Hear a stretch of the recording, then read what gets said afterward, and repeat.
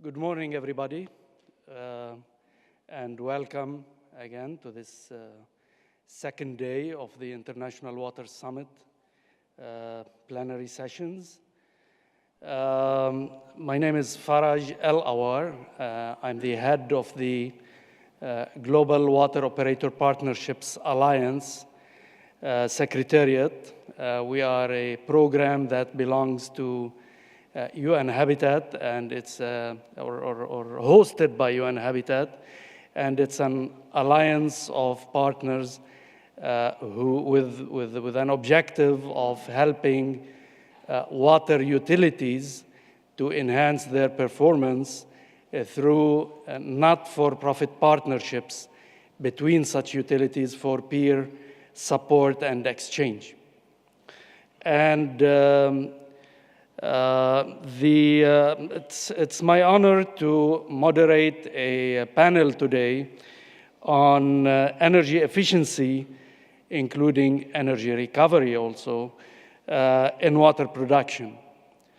And I have to tell you that dealing with utilities throughout the global south, the topic of energy efficiency is among the most demanded topics among water utilities all over the world with respect to requesting support by utilities to enhance their energy efficiency because their energy bill is definitely the biggest bill that hinders the financial and economic balance of water utilities. So, I mean, when the organizers of the summit, contacted me, and we had a lot of contact before because I'm on the advisory board of the summit. This was a main topic, and it was the most interesting topic for me. And Andrew Walker over here, the coordinator of the advisory board, is nodding because he knows that we've discussed that a lot, and it's very important. Anyway, the panel today is going to be between some very distinguished panelists, and I'd like to invite them to the stage over here. I'd like to invite Mr. Snehal Desai from Dow Water and Process Solutions. Mr. Snehal, please, from Dow Chemical. Mr. Albert Cho from Xylem, the Vice President for Strategy. Elizabeth Wayman from GE, from Ecomagination, and Mr. Aldo Malvasi, from the International Atomic Energy Agency. And we have also, we have also Mr. Hassan Arafat from Masdar. I'm sorry, your name is not on the agenda. So, okay, I'm gonna move and sit next to you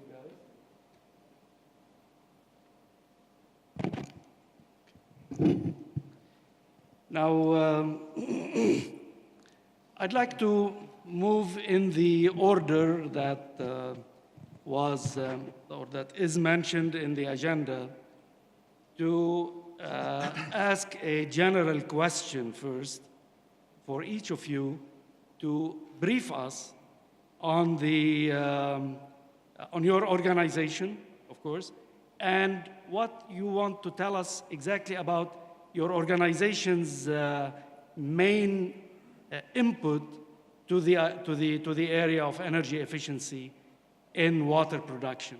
And water production here, I mean, we can talk about water extraction. We can talk, and that's a huge issue in this region, of course, regarding energy efficiency. We can talk about water treatment, water distribution. So please let us know which exactly, which area you are working on. So I'd like to start with you, Snehal. What can you tell us about Dow activities in this respect? Sure, thank you. And thanks for inviting us to join this panel. So first of all, I'll talk about Dow and Dow Water and Process Solutions. So Dow Chemical is a $50+ billion material science company focused on a number of end markets and a number of materials, but really pivoting off of technology and innovation. The Dow Water and Process Solutions business is a division within the company. We focus on advanced separation and purification technology, which includes ion exchange resins, which we've been in for almost 70 years, reverse osmosis with our FilmTech brand, again, another 35 years, and then we also have ultrafiltration, EDI, and a host of other separation technologies. We operate in the treatment sector, if you will, and focus on working with our customers, be they OEMs or consultants, and ultimately with end users, to help them tackle some of the most challenging issues they face in today's world, where water quality is becoming increasingly worse.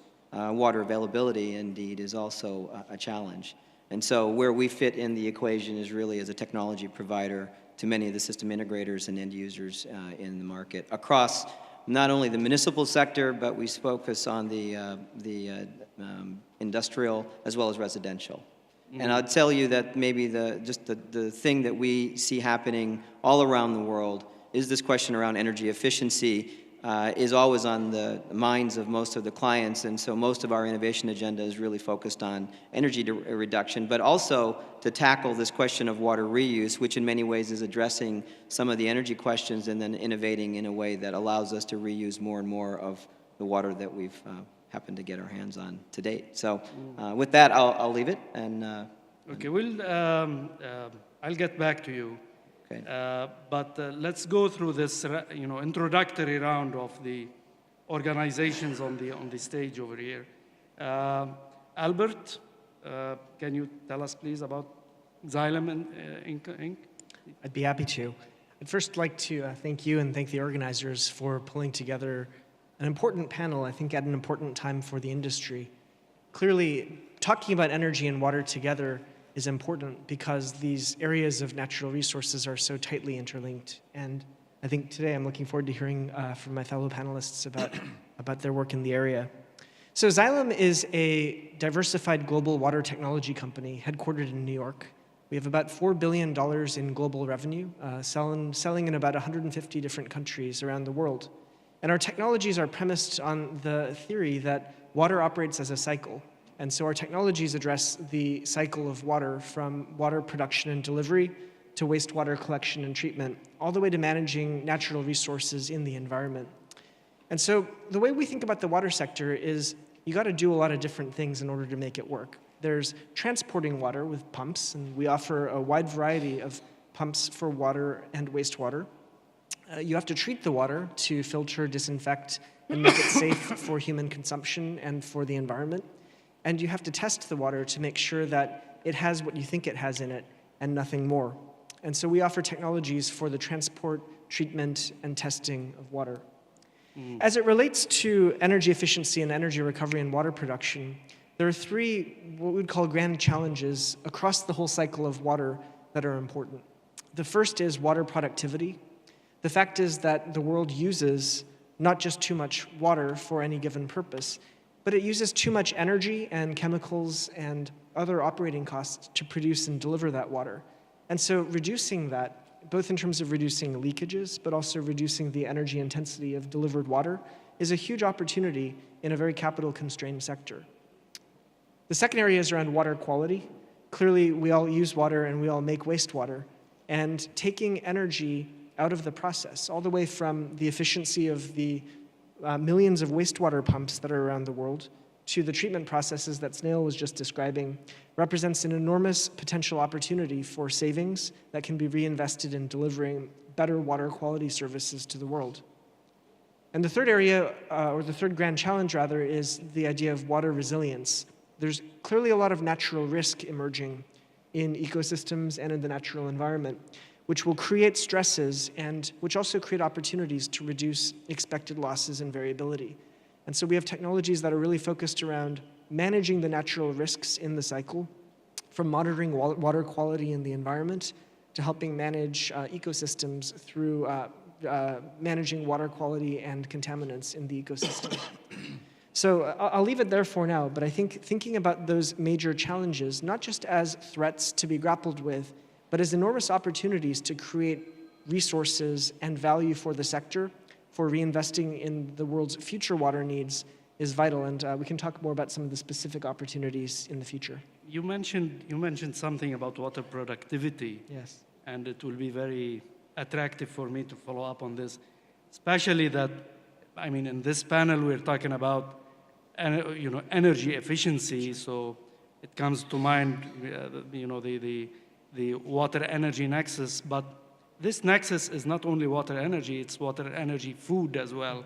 And I know that Dow works in that area as well. So maybe later on I'll come back to you about that. Libby, please, what can you tell us about GE and what you're doing in this area? Great. Good morning, everyone, and thank you for having GE to be a part of this panel. And thank you for addressing this important topic. I couldn't agree with my colleagues more. At GE, we are a global company that we really consider ourselves the digital industrial. So we are delivering new digital and technical solutions to move, power, and cure the world. We operate globally in many sectors across the industrial economy. And I'm the Global Director of Innovation for Ecomagination, which is GE's business strategy for developing cleaner solutions for our customers that can improve both environmental and economic performance, and across GE's and our customers' footprint can really make a big impact on the environment. So we're just thrilled that this strategy has been in place for 10 years. It's made a big impact, and it's been a tremendous growth opportunity for GE, which just indicates that this is the way the world is going. And just as my colleagues have talked about energy efficiency being very important and increasingly so to water customers, we hear from our energy customers that water is so important to them and so important to the stability of their company. So we call these interdependencies between water and energy the water energy nexus, and we also see that extending to food as well. We recently released a white paper, actually just this week we're releasing a white paper on the water energy nexus, on which we partnered with the World Resources Institute. From GE, the paper was led by the lead author Brandon Owens, who is the director of strategy for Ecomagination. And this paper looks at the energy water independencies, or the water energy nexus, at 3 regions around the world. Here in the Middle East, where water is so scarce, one of the most scarce water regions in the world, and it looks at the reliance on desalination and how energy intensive desalination is, and what some risks are that presents to the region, and some opportunities for innovation to mitigate those risks. It also looks at water scarcity in China, one of the largest, actually now the largest energy producer and energy consumer, electricity producer and consumer in the world, having surpassed the US only a few years ago, and looks at the risk to their electricity production that water scarcity represents, and outlines some potential for innovation to mitigate those risks. The third region that the paper looks at is water scarcity in the US and how that relates to oil and gas production, particularly unconventional oil and gas production. And across GE, we have innovations that can mitigate risks across all 3 of those areas of the water energy nexus, and look forward to telling you more about those innovations and those strategies throughout the panel. Okay. Thank you. Thank you. Yeah, I'll come back to you as well. You mentioned water scarcity. This is a huge issue, and this is becoming the more and more the focus of the International Water Summit. So definitely we'll talk more about that in the second round. Aldo, you are the Deputy Director General of the International Atomic Energy Agency, and as you were mentioning in the speaker's room over there, you have not been asked lately about water, but rather about some other security issues, especially in this region. But we want to divert you now to our main subject. So can you tell us about your agency's activities regarding water and especially energy efficiency in water production? Thank Paraj. Thank you for the opportunity to talk about my colleagues is from private sector. Yeah. That's absolutely great. And we are one of the sisters of the United Nations system. And when I say that, I am Deputy General Director of International Atomic Energy Agency. Everybody say, wow, this guy has some plutonium or uranium in his pocket. I say, no, I am with nuclear application. So actually the agency, what's beautiful in our agency, we have two sides. One is safeguards, and probably most of you are aware about what's going on last Saturday. That's when we start, the verification role that is very important for us. The watchdog side of the agency is very important for security in the world. The other side is the soft one, that is my part, that's nuclear application, including water. So we work with agriculture, human health, industrial application, water, and environment. And what is great is how nuclear application is part of our life. Everybody in here today use already a lot of nuclear application. Doing your breakfast, driving the car to come here, and also talking and use your cell phone. So we try to develop some kind of technologies that how we can improve the quality of life. I would say that today, the quality of life in the world, basically in the Western Europe and US, or North America, is not the same if you're not using nuclear application.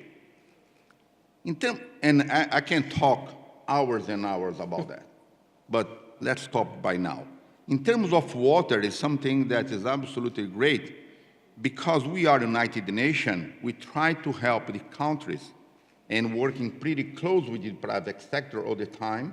We invite the private sector and see how we can transfer some of the technology to the private sector into our 167 member states, how we can use the nuclear technology to promote development. And everybody is aware about the 17 Sustainable Development Goals that was established last September in New York. But specifically on water, we using nuclear technology, we can say how much water we have in groundwater reservoir, how much is being replaced by rain, how much is because some kind of aquifer belongs for more than one country. One aquifer, for instance, in South America, is sharing by 4 countries: Brazil, Argentina, Paraguay, and Uruguay. So with our technology, we help the countries to evaluate where and how much water we have in that area. In terms of agriculture, we are developing some kind of technology for soil and water, try to save some water. 70% of the water in the world is used for agriculture, and only 30% for industrial application and human consumption. Also, using industrial application with water, we can clean the water using nuclear technology with, with e-beams, for instance. That is quite nice. Water management is something that we can help, the countries to manage better, how the water is going. In the second round, I can talk a little bit about desalination, the relation between nuclear energy, and that is exactly energy efficiency and energy recovery, and desalination, how we can use the energy and desalination together.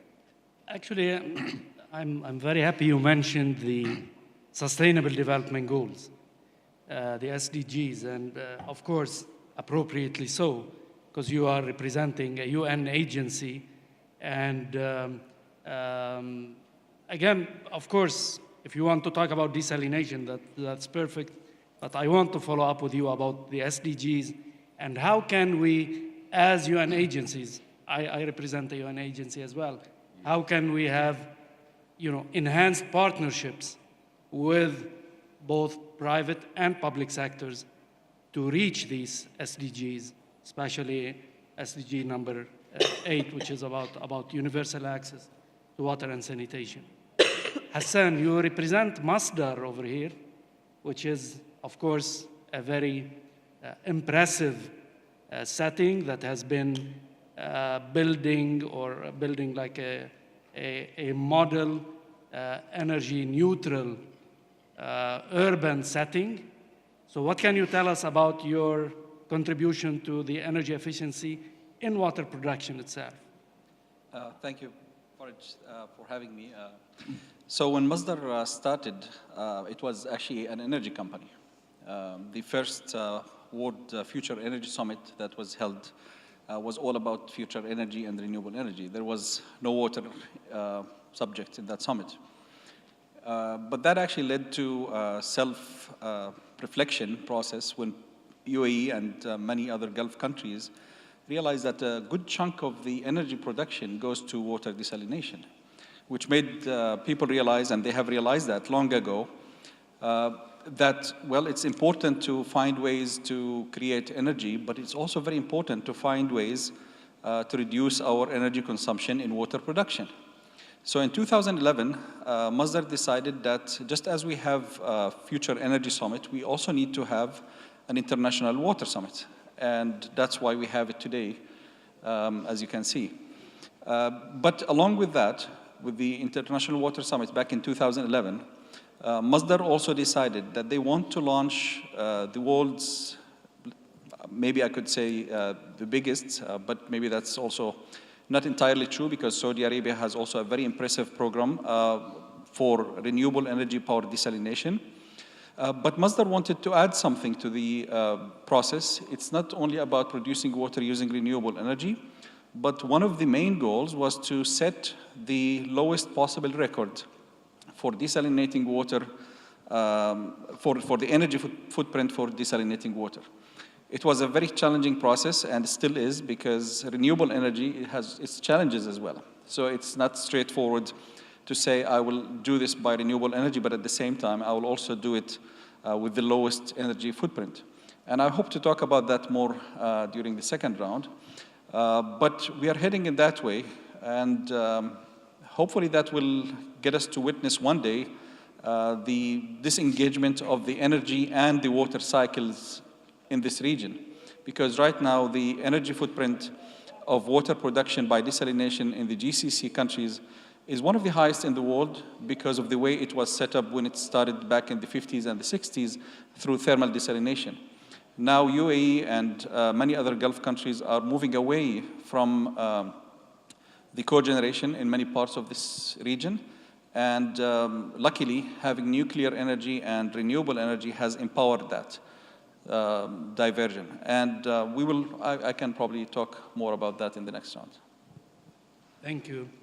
And definitely, I participated, I think, last year or the year before in the launching of very impressive program by Masdar regarding energy efficiency and water desalination. And yeah, I hope we can talk more about that.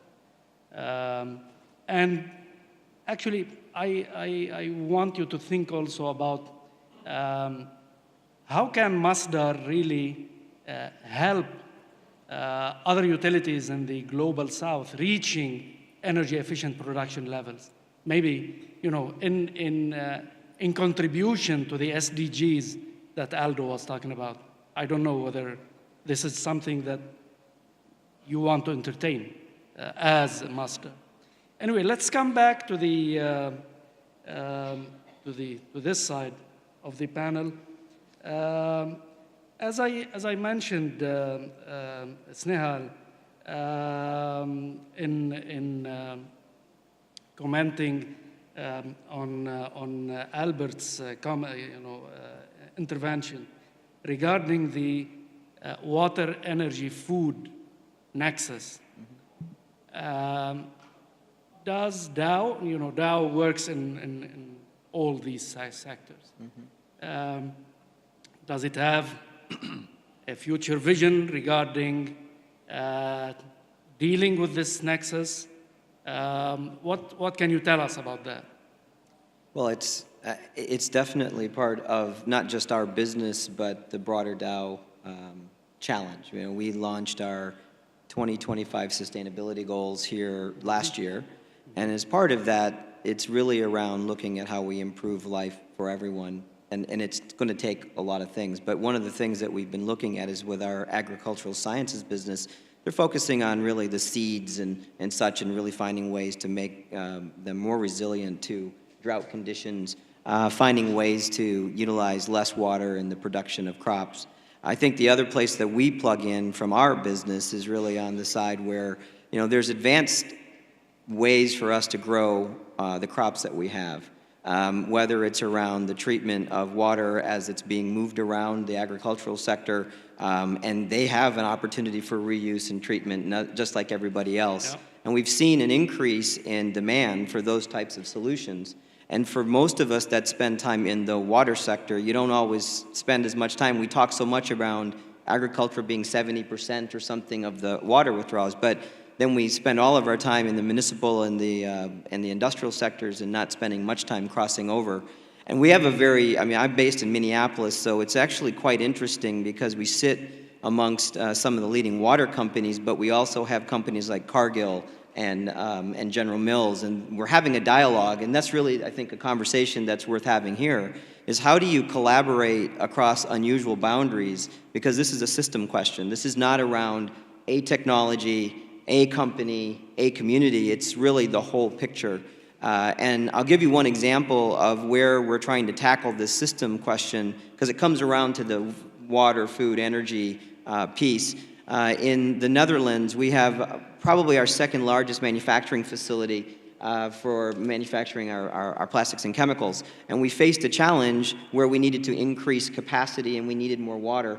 Now, the logical thing for us to do, being who we are and our real deep background in membrane chemistry and technology, was to desalinate water from the coast.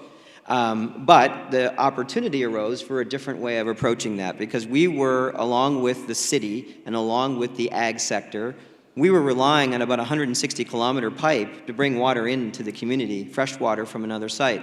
And so what we said was, look, number one, while we could be doing things to satisfy our needs, how can we help in the local community? And what we did is we partnered with the municipality, and we looked at them and we said, look, we could go to the sea and desalinate, but might we actually think about your municipal outflow? Might we think about that as a way for us to invest capital that we know we need to invest, but invest it in your treatment such that we can use that water?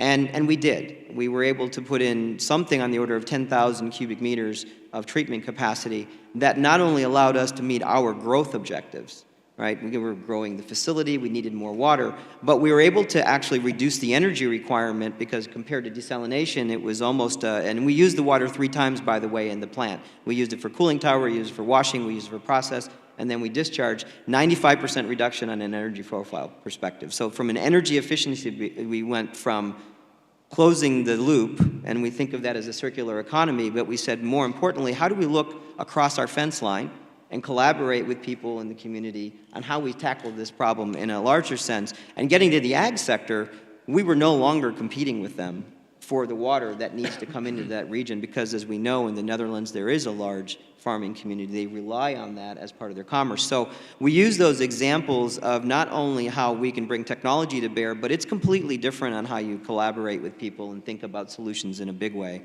And I think there's more of that going on. We see things going on in California right now with similar dynamic farmers working with communities, particularly where they know they're challenged and there's no way for them to tackle the problem by themselves. And I'm encouraged by that, and we're finding ourselves in more of those conversations.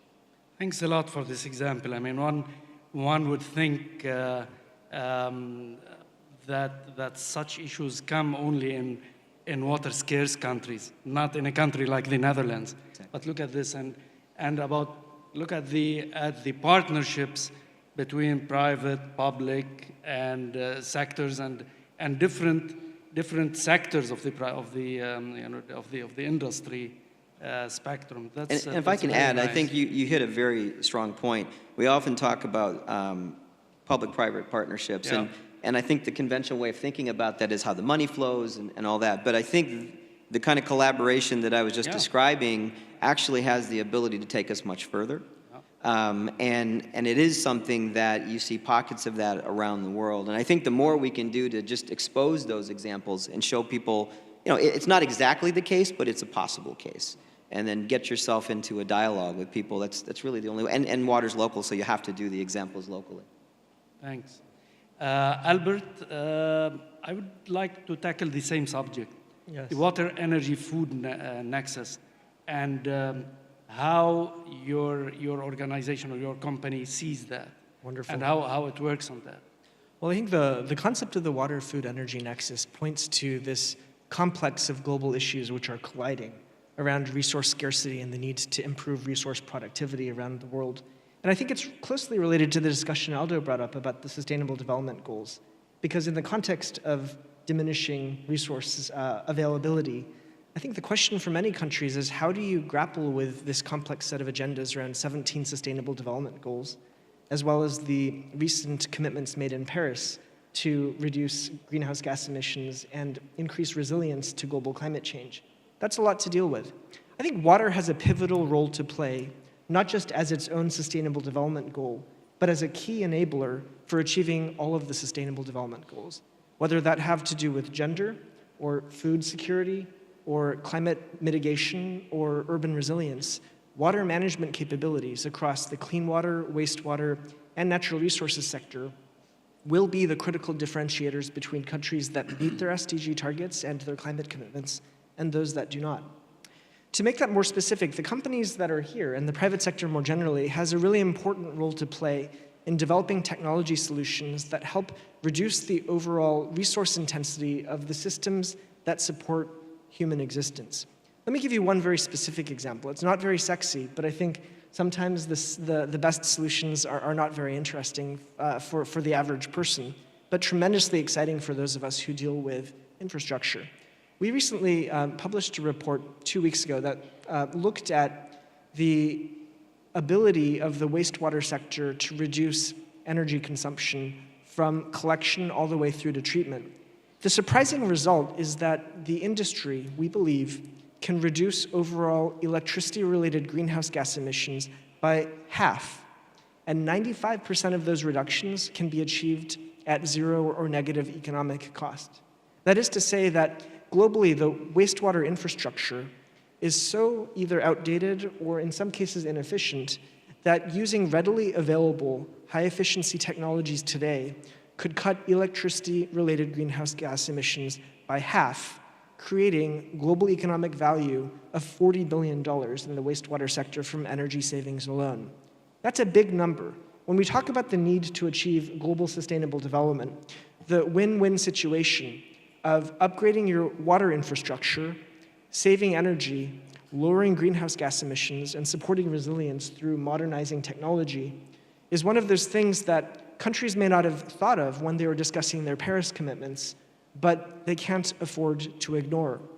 Remember, we went to Paris, there was an accord, but that accord didn't put the world on a path toward a 2-degree or a 350 or even a 450 parts per million trajectory. So countries now have to scrub their commitments, look at every stone that they have left unturned, and find opportunities to increase resource productivity. And I believe that the wastewater sector is one of those areas that represents significant potential opportunity. And I'm proud to note that in the last couple of days, we announced a research partnership with the Masdar Institute that we're very excited about to look at this opportunity to reduce greenhouse gas emissions and energy efficiency in the wastewater system here in Abu Dhabi.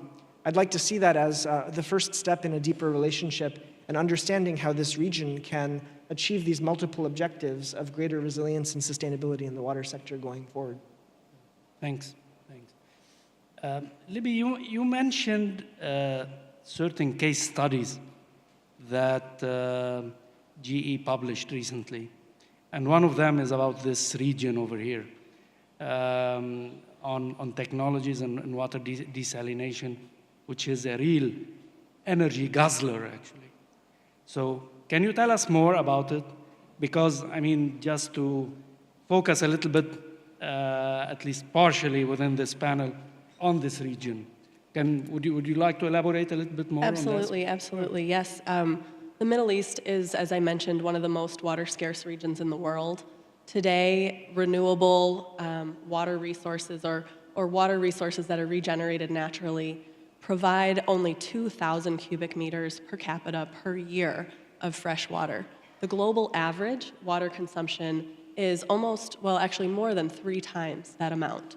So the balance is made up by desalination, and that presents tremendous energy risks to the region.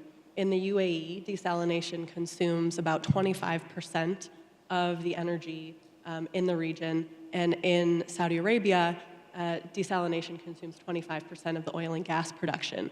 So not only is it a huge energy consumer, but it really is a risk to the region's main product as well. So it presents resource risk as well as financial risk for the region. So as I mentioned, we are working on several innovations that can help to mitigate those risks and present other paths forward. And couldn't agree more with Al that a lot of these solutions are ready today, they're available today, and improve both the environmental impact and the economics for the folks who implement them. So I'll mention just a few. We're working on from all the way through the spectrum of technology maturity. So in the research end, we're working on a new technology that can improve the water yield of desalination, particularly by treating brine. Brine, as we know, is a very challenging kind of product of desalination. We need to figure out something to do with the brine. Where can we put it? How can we discharge it? If we can get more water out of the desalination process by treating brine, it not only helps to mitigate the brine disposal issues, but also makes our desalination plants' dollars, energy footprint all go further. So that's one thing that we're doing. That's very early stage in the lab. We've got some interesting prototypes that have been produced by additive manufacturing, and we see a lot of potential with that technology going forward. From a more readily available technology end of the spectrum, we're working on water reuse in wastewater treatment. And we have a new technology that's available that not only improves the performance of wastewater treatment, enabling reuse, but also reduces the energy consumption in wastewater treatment. So it is a win on energy, it's a win on water production, and it is also a win financially. And then finally, we're working on a more fully integrated system on energy neutral wastewater treatment. And also, think partnerships in this area are absolutely critical. And Masdar's the belle of the ball here, but we are partnering with Masdar, both the development company and the research institute, to take these individual technologies that comprise our energy neutral wastewater treatment system, put them all together into a fully integrated system, and really demonstrate the capability to treat wastewater fully energy neutral and also improve the water yield from the process. So we're excited about all of those innovations and absolutely think partnerships are critical in the path forward. I think from the Eco-Imagination perspective, we have seen the strategy of Eco-Imagination really transform GE. It's transformed the research portfolio. It's generated over $200 billion for the company. It's transformed the growth of the company that's been the fastest growing segment across all of GE.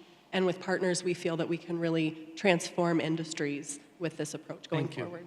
Thank you. Aldo, okay, you talked about the Sustainable Development Goals, and we want to come back to those. Tell me, what do you think about the use of atomic energy, maybe technologies, in enhancing the energy efficiency and in actually achieving the Sustainable Development Goals, of course, including partnerships with various sectors of the society, private, public, philanthropic, et cetera, et cetera. Please. Actually, that's a very good question. And with the COP21 in Paris in December was absolutely great. However, we don't like so much, I mean, general public doesn't like to talk about nuclear power so much. However, with Fukushima accident, and I made a lot of jokes on that, I say, fortunately, Fukushima happens in Japan. And then we learn a lot. Which the agency learned with Fukushima, and we have a Fukushima report on that. I would say more and more, we are, in terms of nuclear power, much secure and safe. And that is the option in terms of CO2, in terms of global warming. Definitely. We need to go to nuclear power. Nuclear power. And I'm not talking about huge nuclear power. And something that we are working now with UAE is small and medium-sized nuclear power that can generate at the same time electricity and desalination. So the cooling system, we needed to cool the power plant with small and medium reactors. We can use that water that we needed to cool down the reactor, and we use it for desalination. So UAE will be one of the first. Algeria is already doing something on that. So we are working with private sector in terms of this kind, medium and small reactors, that in the future will be for small countries, and for GCC is absolutely critical. So we are working hard on that. I have one document in here that was exactly that, new technologies for seawater desalination using nuclear energy. You can download from our website, and if someone wants the interest, I can give it to you. But I would say we are on focus exactly on that. How we can reduce the risk to be absolutely safe and cost effective. That's very important. And thanks for mentioning the COP21, because it's, I mean, that's all connected to climate change and its mitigation. Hassan, Masdar is definitely the Rolls-Royce of renewables. So what can you tell us about that? I mean, Aldo talked about the use of nuclear power. What can you tell us about renewables? Okay, so coming back to the first mandate of the unit within Masdar that started to work on renewable power desalination, at that time, a number of goals were set. A bid was opened to all global players in the area of desalination. Masdar said that we would like to try new technologies that can be coupled with renewable energy, things that will achieve the lowest energy footprint, the lowest cost, the least environmental impact, and innovative at the same time. Guess what? It turned out that there is always going to be an optimize, and it's something that we cannot achieve all at the same time. But the good news is many of these are interlinked. So if we find a way to reduce the energy footprint, we're definitely helping the environment for sure. But what I want to say is when we started this exercise of doing renewable energy power desalination in UAE, and when the pilot plants were built and commissioned and tested, which is undergoing right now, and you're all welcome to have a visit to the Gantoot site here close to Abu Dhabi, we started to learn from the exercise that there are certain things that you also have to look into besides the reduction in the energy footprint. I'll give you another example, maybe not related to the desalination per se. Recently, we were approached at Masdar Institute by a major industrial company in the Abu Dhabi area. I don't want to mention the name, but they have an issue with brine. So they were desalinating water for use on the facility itself. It's a major production facility. But they have come under a very heavy environmental constraint in terms of discharging their brine. Obviously, the way they're doing it now, and many desalination plants are doing it now, which is to discharge the brine back in the sea, achieves actually a lower energy footprint than having to treat the brine. So we can still say that if we want to go with the lower environmental, with the lower energy footprint, that's actually the way to go. But you're actually paying indirectly through environmental impacts and through other hidden costs as well.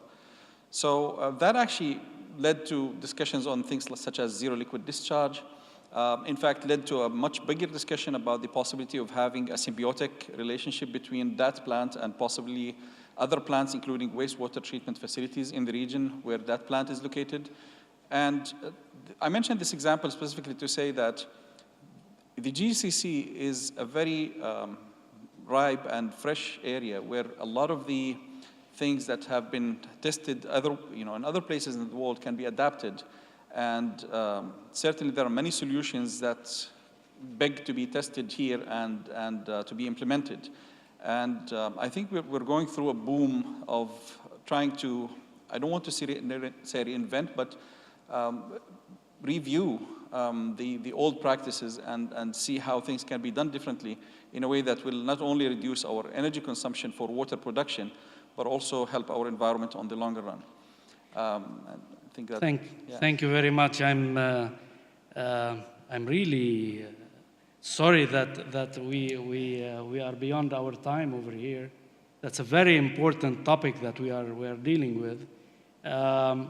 Is there any burning 15-second comment, final remarks from any of the panelists? Okay, I think we are satisfied with the discussion. Thanks a lot. Definitely discussion on energy efficiency and the interrelationships between energy and water, and energy, water, and food also will not be concluded in a 45-minute panel. But I really to thank you very much.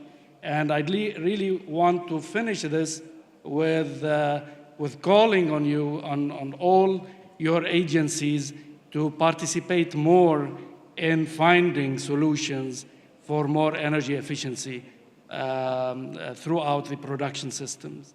And thank you very much.